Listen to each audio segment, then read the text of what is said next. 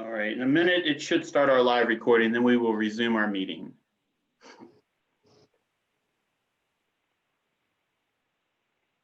I apologize, I'm still new to this broadcasting yourself business.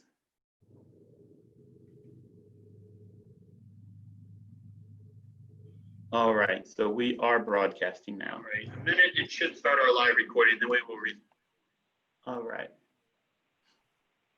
All right, so you see live at the top of the screen. I guess, can you all nod so I can tell? So you are being recorded. Just want to make sure. I don't want somebody to be surprised. And then let me go back to my share screen and we can all start our meeting with the Pledge of Allegiance. So, all right, can you stand for the Pledge of Allegiance then? I pledge allegiance to the flag of the United States of America and to the republic for which it stands, one nation, under God, indivisible, with liberty and justice for all. I'm sorry, I forgot to remove my hat. Somebody didn't remind me, but it wasn't intentional. I wasn't trying to be disrespectful, so I do apologize. But it's the bad hair day things. All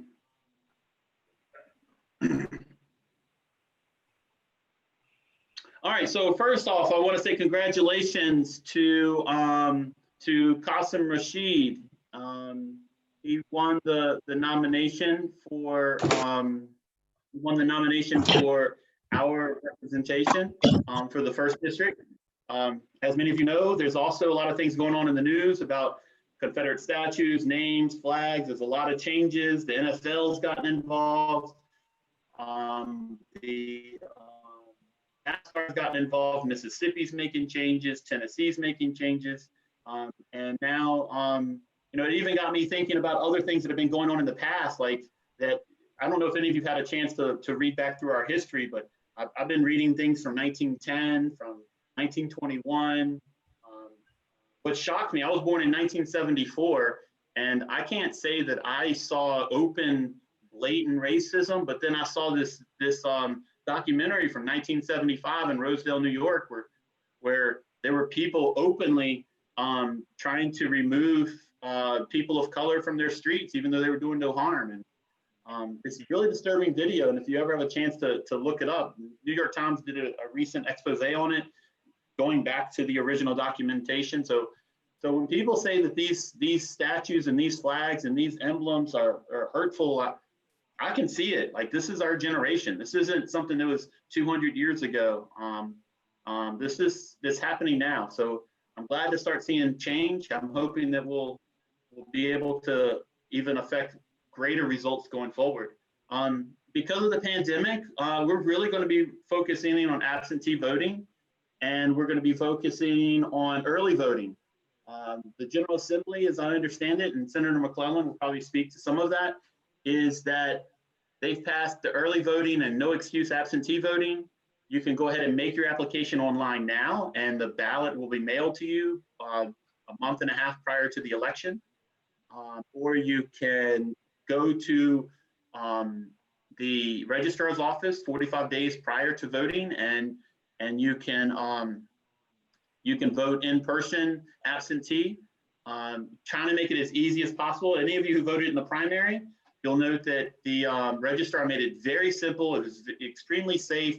People are wearing, they had lots of PPE. Everyone was being quite efficient in what they're doing. And then there's something else that many people have said, well, what can I do to be involved? Like, I don't feel comfortable working outside of the poll. I don't feel comfortable knocking on doors, but what can I do to be involved? And I think one of the best ways we can all get involved is to become an officer of election. It's a paid position. It's an all-day thing, but an officer of election basically is just that. They help people make a vote. They either are outside and do curbside assistance, they're inside and verify who's getting a ballot. And if you're interested in that, call Terry Smithson on 804-365-6080, and she will definitely get you set up with that. There's a little bit of training that's involved, But again, it's a paid thing and definitely something worth looking into. Oh gosh, it goes so fast. All right, so without further ado, I'd like to introduce our state senator, Jennifer McClellan. She has a long resume that I cannot get through it all, but understand that she's involved in several committees: Judiciary Committee, Agriculture, Conservation of Natural Resources, Privileges, and Elections. She was born in Petersburg. She got all of her education in the state of Virginia. She got her BA from U of R, her Juris degree for practicing law from the University of Virginia. She's been a member of the General Assembly since 2006, of which she started as the House of Delegate, and then in 2017, she became our state senator. She represents all of a big portion of a small portion of Hanover, all of Charles City, big portion of Henrico, and some of the things that she's been involved in is she's on the committee or the commission for Dr. Martin Luther King Jr.'s Memorial Commission, among other commissions that she's involved in. And she sponsored a bunch of bills. There's so many elected representatives who sponsor nothing. And then I'm so blessed that we have a representative who sponsored bills supporting school-age children, fair housing, common sense gun laws, human rights, and so much more. So Senator McClellan's here to discuss our General Assembly with us. And then after her speech, or her discussion, then she's going to open up for a little bit of questions. So Senator McClellan, thank you for being here. Dan, you have the floor. Dan, I'd just like to add one thing to Jennifer McClellan's list of accomplishments, and that was that she was our very first keynote speaker at the very first Blue Moon Bash. Yes. Very first. She is the premier speaker then. Yes. Thank you for that. And it is a pleasure to see you all today. I'm sorry it is not in person. We'll be able to see each other soon. But I always enjoy coming to do a legislative update with you guys. There's a lot to talk about this year, but the first thing I want to do is just thank you all for all of your hard work in the 2019 elections. Thank you for those of you that live in the district for re-electing me. Thank you for your efforts on behalf of all of the candidates who ran in 2019. And we got the majority. While we didn't win every district we wanted to win, we did very well and better than we had across the Commonwealth than we have in a number of years. And for the first time in 2 decades, Democrats are now in control of the governor's mansion, the House, and the Senate. And boy, do we take advantage of that. We passed a ton of the major significant legislation. Just to give you a sense of some of it, with me, I think the record number of bills before that I had introduced was maybe 24, 25, mid-20s. I introduced 49 bills this year.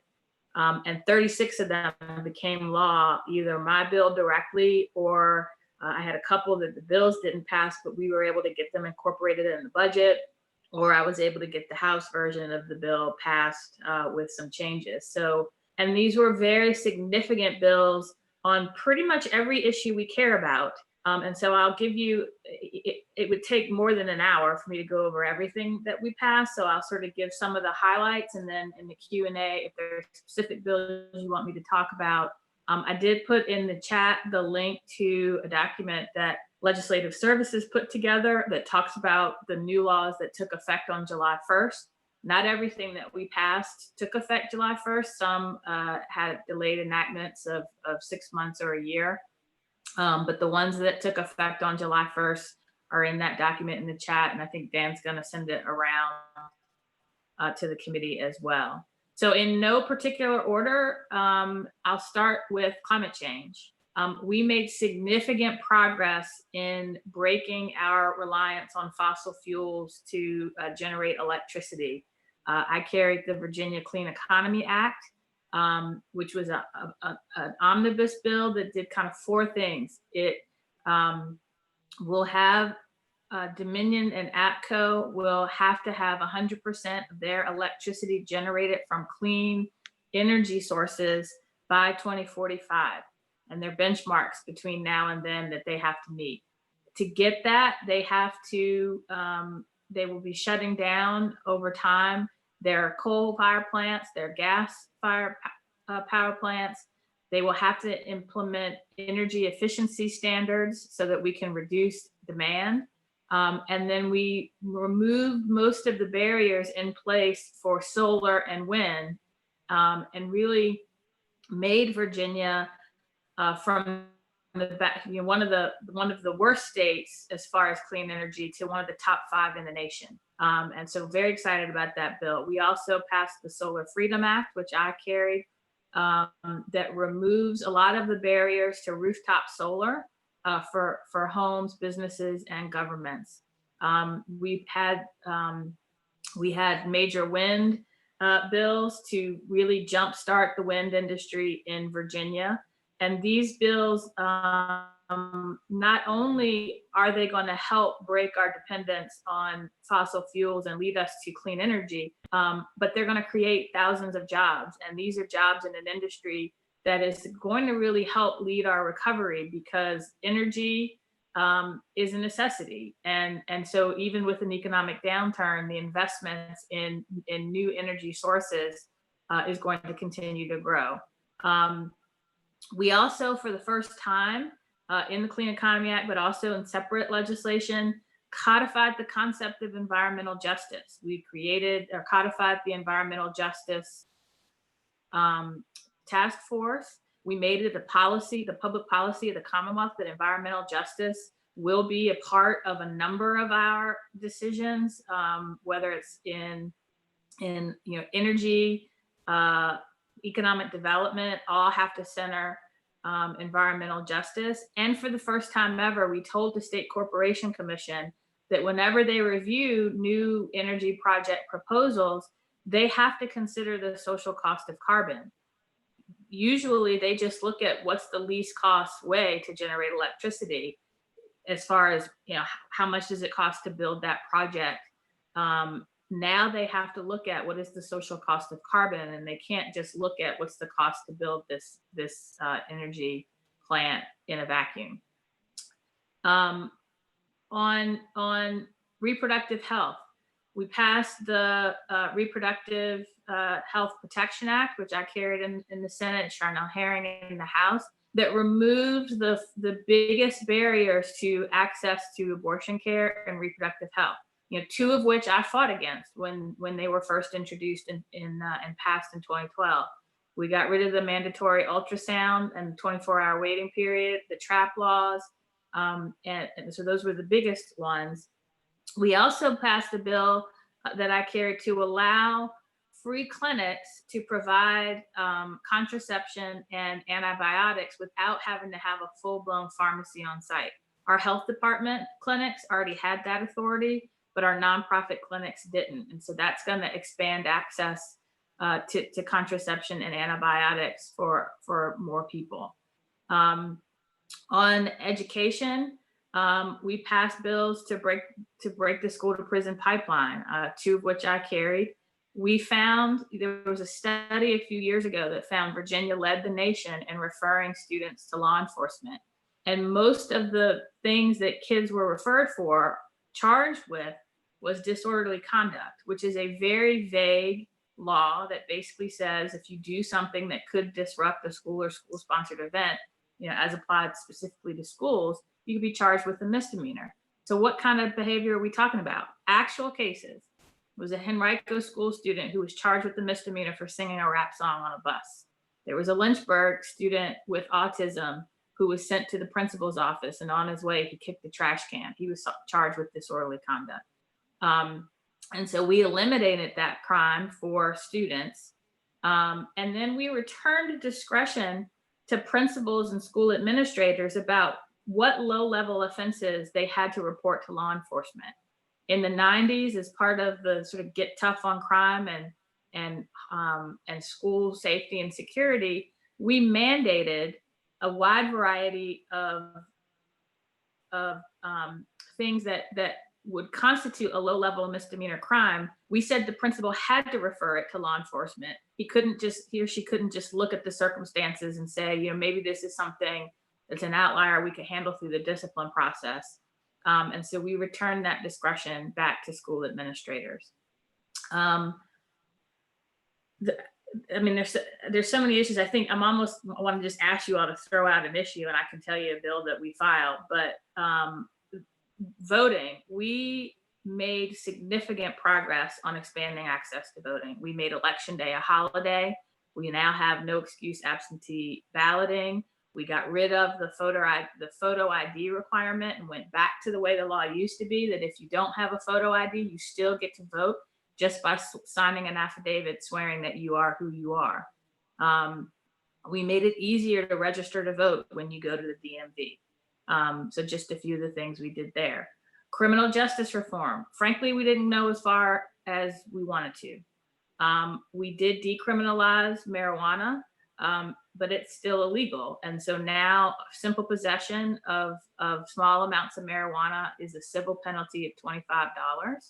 But we did pass 2 study bills, one of which I carried, and another, the one I carried creates a JLARC study, and then a separate one that creates a administrative task force to study how we can legalize marijuana in a way that addresses the inequity built into the prohibition system, so that people who have been arrested and had their lives destroyed by having a felony on their record,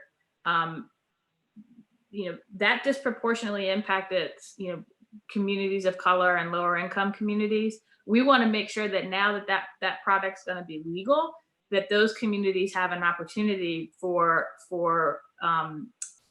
being in that business, and it doesn't end up just being sort of middle class or wealthy white people who own those businesses.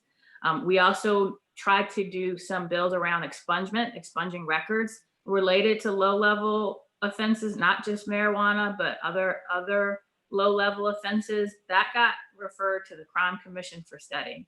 And then the last thing on marijuana, what we found is police would often pull someone over and then say they smelled marijuana and use that as a pretext to search the car.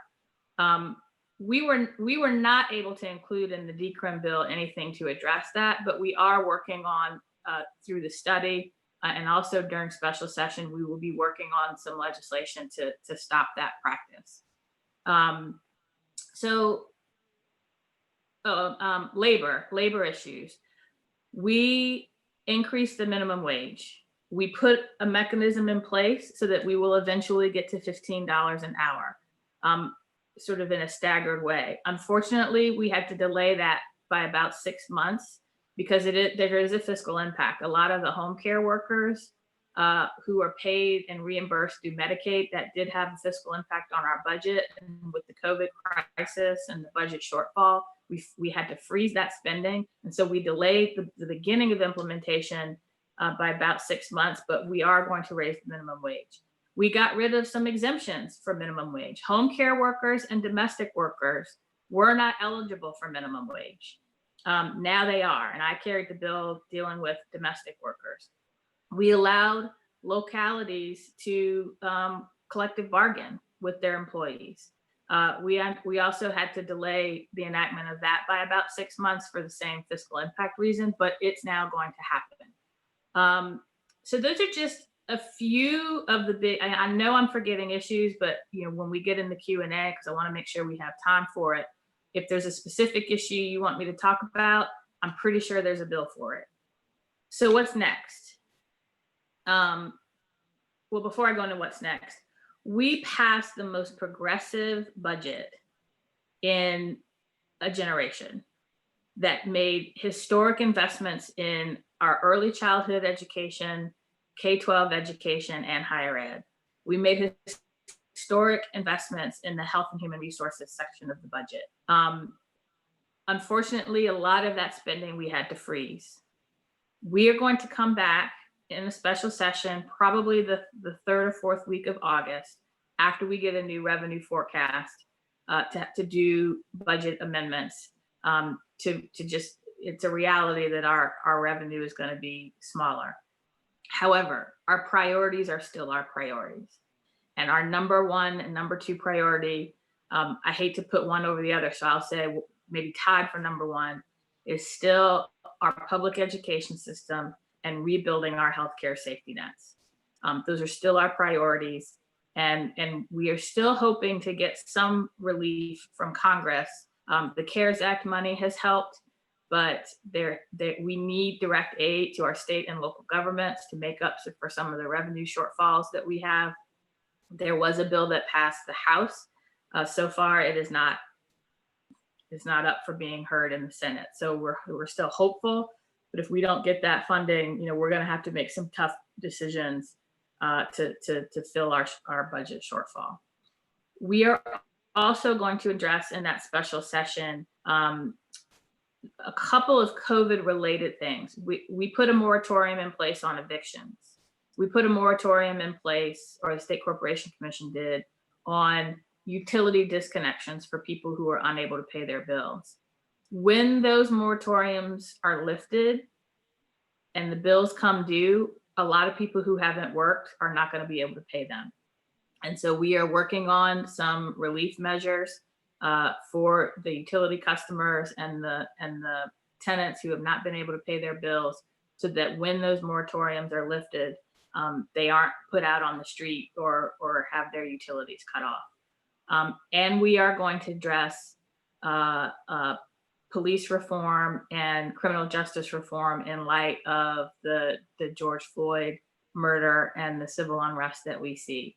The Senate caucus issued its high-level overview of our agenda.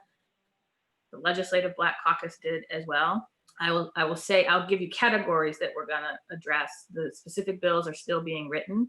But on the police reform side, we are going to provide authority for localities to implement civilian review boards with teeth, with subpoena power, with the ability to investigate and review and provide consequences for, in a transparent way, police misconduct. There are 3 localities in Virginia that have civilian review boards, but their authority is very limited, and there are more that want to start them. This is something that's been an issue in the city of Richmond since the death of Marcus David Peters. And so we're going to put some authority in place. We're going to issue what's called we're going to put in legislation to allow what's called a Marcus alert. In that case, Marcus was in the middle of a mental health crisis, and police were the first ones on the scene. It had been tragedy. When someone's in a mental health crisis, the first responder should be a mental health professional. And that's what the Marcus alert is all about. So we're going to have legislation to be able to implement that. We are going to ban, some of the things that you've read about in the news: chokeholds, no-knock warrants. We're going to put procedures in place to ban those. We are going to put procedures in place to have clear and standard use of force policies. And we will have, we had a presentation yesterday. I'm on the Senate Judiciary Committee, and we had a presentation. We have over 20 different training academies for different types of law enforcement, and the training that they use in each one is inconsistent. We need to make sure that there's clear and consistent training on crisis intervention and de-escalation, implicit bias, really revisit the use of force policies. So these are just some of the high level criminal justice and police reform measures we're going to look at in the special session. And again, I will get to, it took me a little longer to find, but I will get to Dan to share with you the press release for the Senate caucus, the Legislative Black Caucus. And I think the House caucus has issued their agenda as well. So I'll see if I can find that, but more to come on those. So with that, I'm going to kind of stop and take your questions. And then, maybe at the end of the questions, I may sort of have a little wrap up, but I want to be sure we did so much and we have so much left to do that I want to make sure that I'm giving you all time to ask about specific legislation or specific things that you want to know that we worked on or think we should be working on. Okay, with that, guys, thank you, Senator McClellan. I appreciate it. You're right. You've done a lot in a short amount of time, and you can't cover it all. So I do want people to unmute yourselves as you see fit, and if we can handle it civilly without me regulating it, I would appreciate it because it's much more real when it comes directly from you. There was a comment Ken Shaw had, and I was hoping he would actually unmute himself and speak up a little bit. He worked for the solar community for a while, and he's very appreciative of the work you've done. And I am too, to be honest. And I just want to speak real briefly on it because there are some nonprofits, some churches, places that have big buildings that have solar panels on the tops. But for the 5 days they're not in session, the energy is wasted because the previous laws would not let private institutions or personal people to gain from having that solar energy. So anyway, I would just want to give the floor up and then let the conversations roll. Ken, if you want to comment, you're free. And then beyond that, I'll let other people come in. Yeah, the timing is good. There's a group, Virginia Sun, and there's several groups now that are starting, that are facilitating larger systems as well as residential systems. And I'll be happy to coordinate with any committee that wants to be involved to facilitate that knowledge to our local institutions. Yes, the one thing I got to mention on solar, it's not just rooftop solar, but we also put legislation in to facilitate more of the solar farms and shared solar. I'll have a question for Jen while we're on this. The cancellation of the ACP, I don't know how much you want to get into that, and that's fine. But it seems to me that there's likely an awful lot of behind the scenes stuff going on. And I just noticed an article about new nuclear fuel. So Tom and I'll be discussing that a little later. But it's with the cancellation of that was a big deal.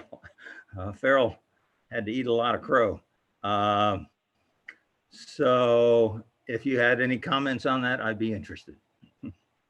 Well, I think the first comment I would make is that is a testament to the power of grassroots activism and organization, right. which in this case, combined with sort of litigation driven by activist groups, and particularly the Southern Environmental Law Center and the Sierra Club, frankly, was more powerful than anything that the state legislature could have done.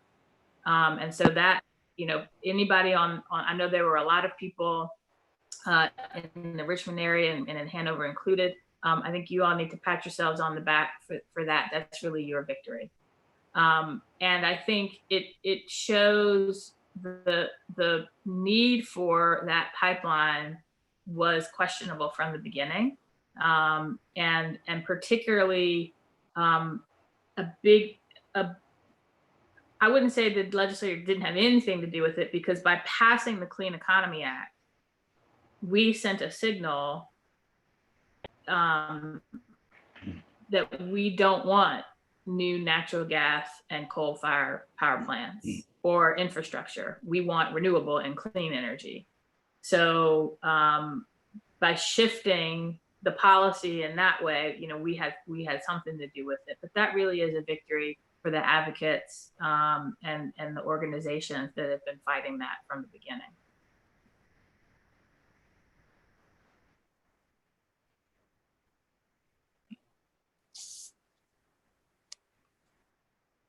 Anybody else? I have a question, Jennifer. Yes. I'm certainly going to support you for governor next year all the way. But I was so disappointed to see Jennifer Carroll Foy get into the race. And it seems like which you have no control over, I realize. It seems like it's a bad strategy for two good Democrats, to be butting heads. Is there a backstory on that party-wise that we're that the general public is not privy to? No, competition is not a bad thing. I think we have seen, especially since 2016 and the Trump election, a lot of really good people who have gotten into the game and committed themselves to public service. And frankly, I think the days of sort of the party picking the candidate are over. It's really for the voters to pick the candidate. And look, I'm not running against anybody in particular. I'm running, and I was going to save that for the end, but I'm running for the future that I think Virginia can be. I am running because we are at a crossroads like we have not seen in my lifetime. And I think the closest we've seen in history is maybe 1968. As we are recovering from a health crisis, an economic crisis, a reckoning with racial inequity, and a crisis of faith that people have in government's ability to work together to solve problems, we need to recover from all four of those in a way that addresses 400 years of systematic inequity. And we can do that as we rebuild. And I have spent, not just close to 15 years in the legislature working on a Virginia that works for everybody, but frankly, 30 years since I set foot at the campus of the University of Richmond through the Young Democrats and through community service organizations like Delta Sigma Theta and a wide variety of nonprofits that I have been on, really working for a Virginia and a nation where government is a positive force for progressive change that works to solve people's problems. Because what I learned from my parents who grew up in the segregated South during the Depression, I learned from them and through my own study of history that government can either be a force for progressive change that solves problems, or it can be a force that oppresses some for the benefit of others. And so my entire adult life has been dedicated to making this a Virginia that works for everybody on a wide variety of issues. And I love being in the legislature. I love, frankly, the power of being in the majority. But the governor sets the agenda. The governor sets the tone for, are we going to be a constituent services oriented state government or not? Are we going to be a Virginia that rebuilds in a way that addresses inequity finally or not? And I'm running because I'm tired of fighting the same fights that my parents, my grandparents, and my great-grandparents fought, and I cannot leave those fights for my children. I have to do everything within my power to make sure that when my kids are adults, they don't have to fight these fights again. And so that's why I'm running. I would love to have a clear path to the nomination, but anything worth doing and worth having is worth fighting for. And I'm going to fight for it, and I'm going to win. And I'm going to ask you all for your support, because it's not really about me. It's about the Virginia that we can create moving forward. And so, whoever wants to run, I'll see them on the campaign trail. But I'm not deterred, and I'm excited. Wow, excited. That's great. Thank you. Thank you.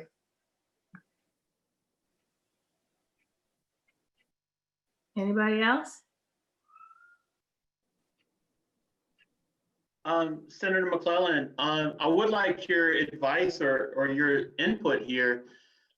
We have a president that I feel has bullied school systems into saying we have to go to school regardless, whether we feel it's safe.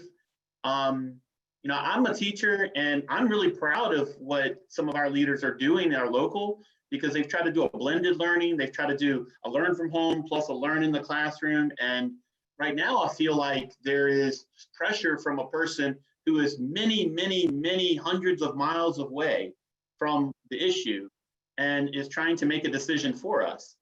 And I didn't know if there's anything the state can do to protect us, to help us, to make our own decisions. Thanks for that, Dan. We're working on it. So I think, and let me just say, I have 2 kids in Richmond Public Schools, or my son will be in 5th grade and my daughter is starting kindergarten. So I understand and I have a personal interest in this. And I think, you know, the state left it to the local school divisions to really decide what's best for that community. But we have got to provide the resources to help them make that decision. What worries me is we have teachers in normal circumstances who have to ask parents to donate Clorox wipes to keep classrooms safe from pre-COVID things like cold and flu. That's not sustainable. And so part of what we're going to be doing when we come in to do our budget amendments, the state is going to have to step up and make sure part of what we're funding, we are accounting for. Do the schools have PPE? Do the schools have cleaning supplies? Do the schools need more space? I mean, we have schools in Virginia that don't have running hot water. So we need to make sure that we are being a partner with our local school divisions as they decide what is best based on the, you know, what's happening in that community. We need to provide the resources to support their decisions. Now, having said all of that, it's the other thing we have to do is we have to recognize that the 2020-2021 school year is not going to be business as usual. I'm going to be pushing for the only testing we should be doing is when the kids get back, test to see where they are, because not every fifth, I mean, I can see it with my son. In his class alone, there's inequity based on not only who had internet and who didn't, but who needs the structure of a teacher and a classroom to learn and who doesn't. And so we should be testing to figure out where are all of our students when they first come back, whether it's virtually or in class, and then meet them where they are and recognize that they're probably not all going to meet the benchmarks that we expect them to meet in a normal school year. We have to adjust our accountability standards for that. And we also have to make sure we are making this decision based on science, and not just the science of how much are the kids at risk, but everybody in that building. Our teacher workforce, our education workforce in many places is older, is at-risk people. If people are at risk being in that building and they want to work from home, we need to figure out a way to make that happen. If we're going to have virtual learning, we have to figure out how to meet the digital divide so that a kid's ability to learn is not dependent on, do they have internet? Do they have a computer? Do they have a wireless hotspot? And are, is their learning ability different if it's in class or on the computer? And so those are the things that we're looking at the state level. Fundamentally, we have local control over the education system, and there are many reasons for that. Number one of which, that's what's in our Constitution. So we can't completely take control over at the state. But I do think we need to recognize that we have to do our part to make sure that our localities have the resources they need to make the best decision for their communities. Thank you for that. We're going to run out of time before our meeting concludes.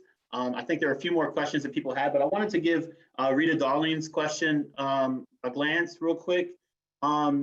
The Dominion Power backed out along with other energy sources of the pipeline, the East Coast Pipeline Initiative, and that seems to be a victory for a lot of activists. But there's concern of who purchased Dominion's interest, and is there any concern that people should be on the lookout for a renewed effort? I guess, if Rita, chime in if you want, if I ask your question correctly or not. I just want to share. That's fine. Sounds good.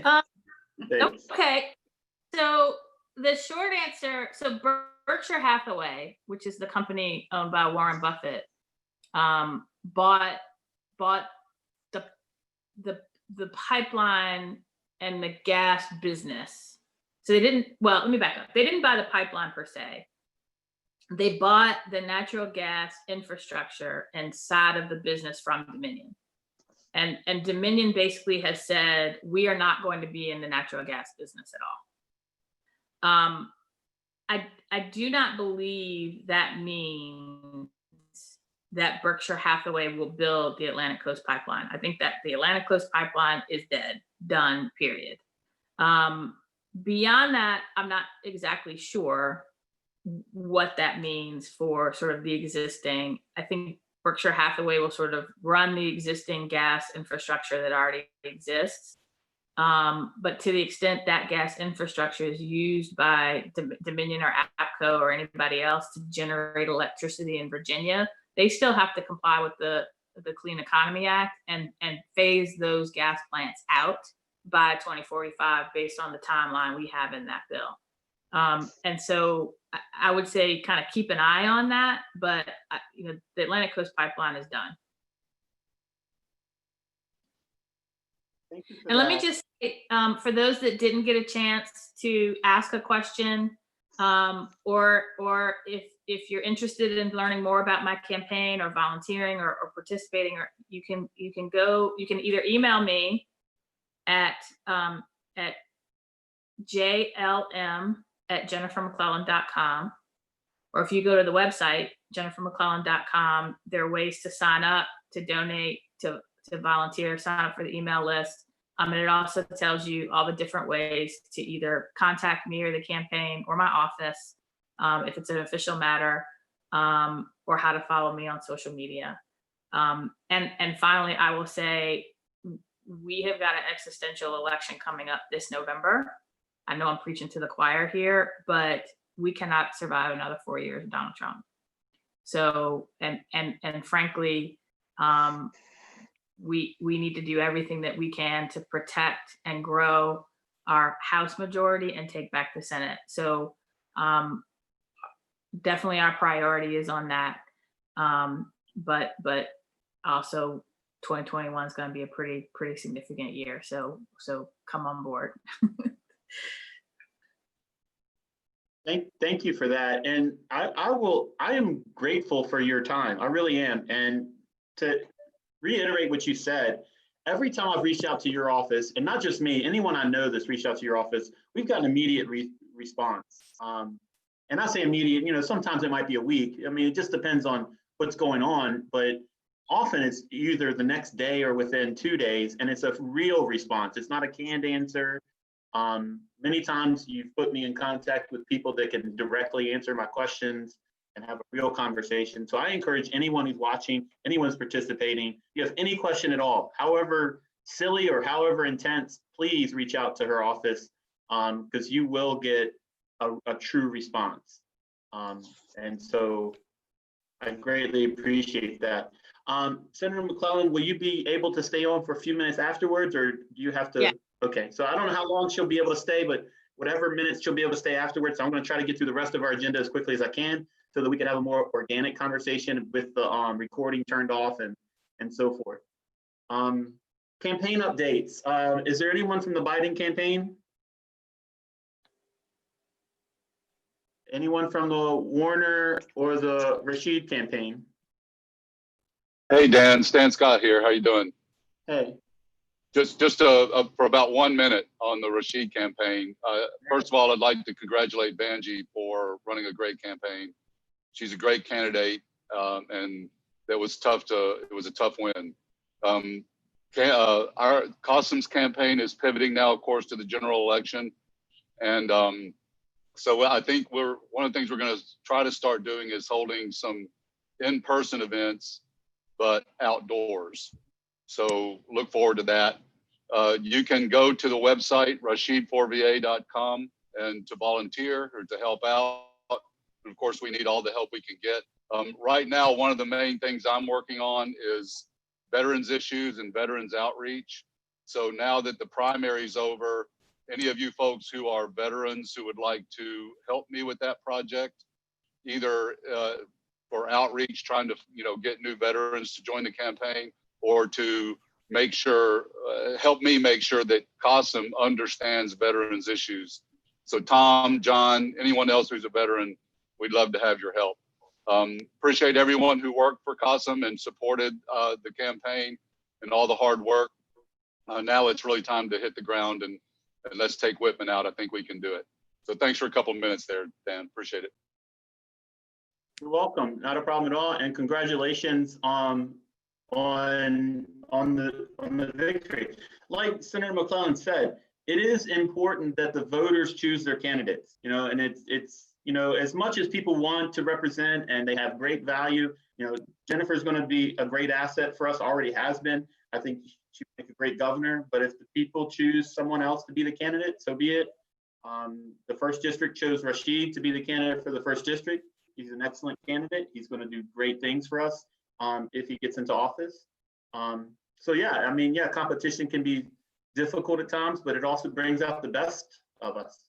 One of the things that was very encouraging, I'm sorry, I didn't mean to step on you, but one of the things that was very encouraging to me was, I mean, we had like 50 or 60% higher turnout than we did in 2018.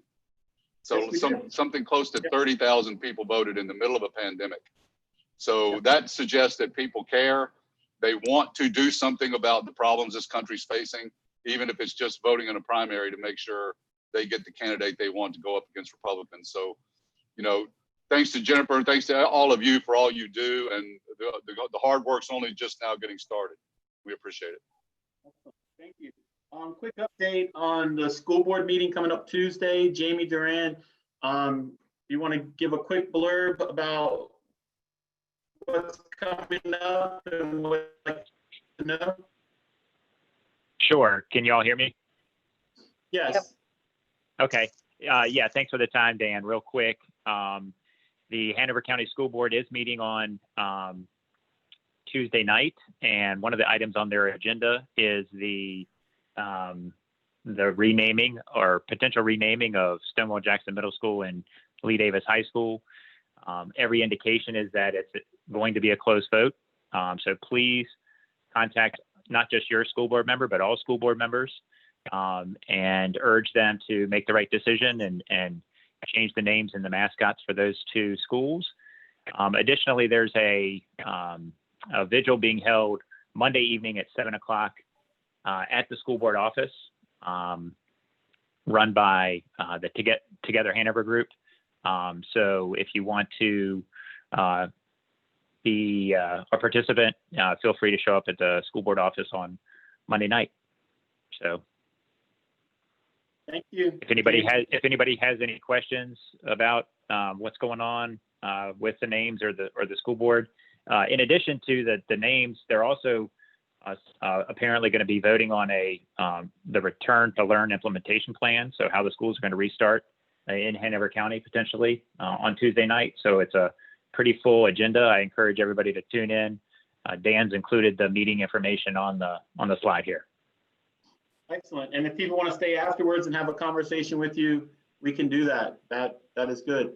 Women's Coffee, Diane Neergaard, can you unmute and share what's coming up, or do you want me to discuss it? Can you unmute? Okay, can you hear me? Yes, ma'am. Okay. Well, it's been a really long time since we've had a coffee, and of course we can't get together like we usually do, so we're going to have a Zoom coffee. And as we see on the screen there, it's Tuesday, July the 21st at 7 p.m. We're going to have, hope everybody will, first of all, toast each other with a cup of coffee, glass of wine. It's an evening coffee.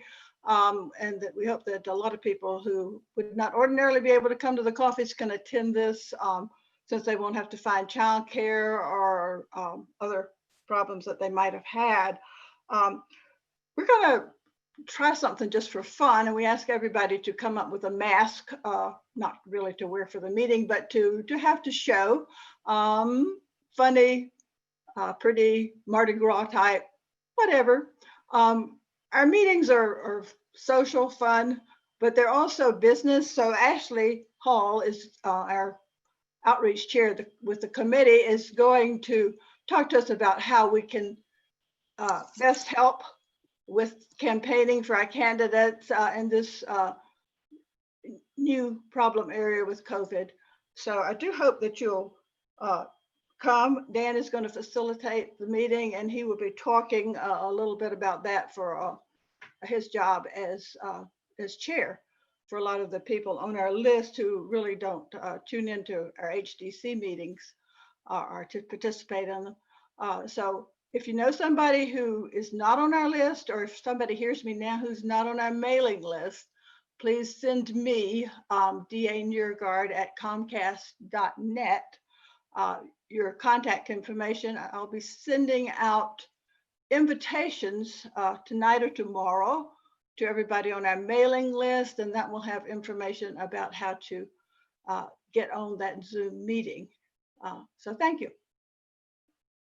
Dan, can I interject just one thing here real quickly? Yes. So I think most of you noticed when I got on today that my background is probably not my usual dining room where I sit and talk to you, but I have been doing a lot of online teaching myself because I teach at VCU.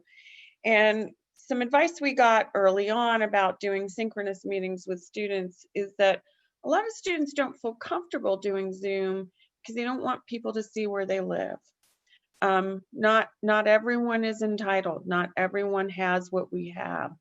And so one thought, and what I'm instituting in my class for the summer, is I'm asking everybody to come up with a creative background. Zoom allows you to have your own background screen. This one is a really good one, and it's really free. There are lots of good free things. And so I think when we do some of these meetings where we want to widen the net and get more and more people to participate, maybe to just play off your mask theme, Diane, that there's some thoughts about playing off background so that people can be a little bit creative, and maybe people who don't feel as comfortable having us into their homes might have other opportunities. Thank you. That is awesome, Supervisor Pritchard. I appreciate that. And I failed. I'm not sure if I introduced you at the beginning, and I apologize if I didn't. You did. Okay. I just want to make sure because you've been a significant leader my entire adult life. You've been an elected official for our area, and I don't think that sounds like a compliment, Dan. Well, my husband is my laughing entire adult life, hysterically.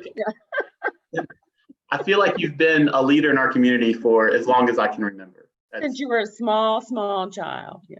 Well, thank you. So I'd like to, whoops, I went the wrong way.